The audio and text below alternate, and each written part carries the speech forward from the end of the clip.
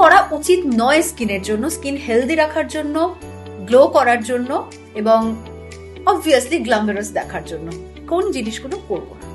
আমি আমার সমস্ত পেশেন্ট বলুন, বন্ধু বলুন, আত্মীয় বলুন, যারা স্কিনের একটা টিপস চায় তাদেরকে আমি একটাই কথা বলি, লেস ইজ মোর।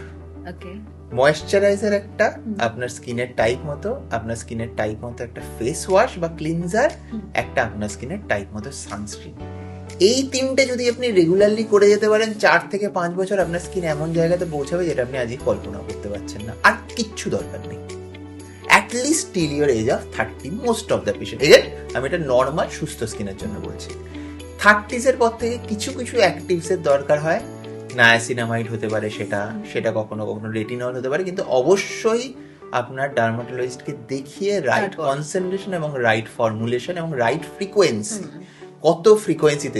কিছু কিছু স্কিনের ক্ষেত্রে নায়াসিনামাইড প্রতিদিন ইউজ করলে উল্টে ক্ষতি হবে, অল্টারনেট ডে বা টোয়াইস উইকলি ইউজ করতে পারলে বেস্ট। রেটিনল এজেন্ট যে স্কিনে প্রতিদিন ইউজ করলে স্কিন সেন্সিটিভ হয়ে যাবে, সেই স্কিনেই হয়তো সপ্তাহে 2 বার ইউজ করলে পারফেক্ট অ্যামাউন্ট অফ এক্সফোলিয়েশন হবে।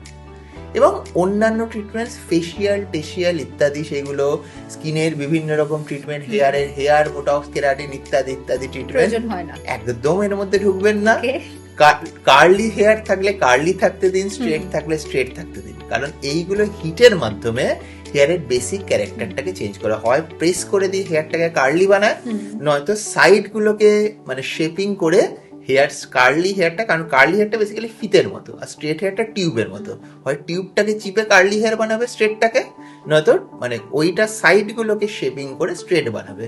1 নম্বর সেটা বেশি দিন থাকে না, সেই হিটের জন্য যে লং টার্ম ড্যামেজ হয় তা দেখবেন একবার আপনি স্ট্রেট কার্লি বা কার্লি স্ট্রেট করলে হেয়ারের কোয়ালিটি খারাপ হয়ে যায় within next couple of months, এবং আপনাকে কন্টিনিউয়াসলি কিছু না কিছু হেয়ারের করিয়ে যেতে হয়। এবং সেটাতেও যে আমি আগের অবস্থায় হেয়ারটাকে পাবো তা নয়, আপ টু 5 to 10 ইয়ার্স লাগতে পারে একবার হেয়ারের আপনি কোনো কিছু করলে আগের জায়গাতে ফিরে যেতে। এটা বলছেন আপনি পার্মানেন্ট যদি করা হয়। এক্স্যাক্ট। আর পার্মানেন্ট হোক টেম্পোরারি হোক, যে কোনো রকম, যাতে আপনার কোনো হিট বা কেমিক্যাল ইউজ হচ্ছে, পরিষ্কার কথা।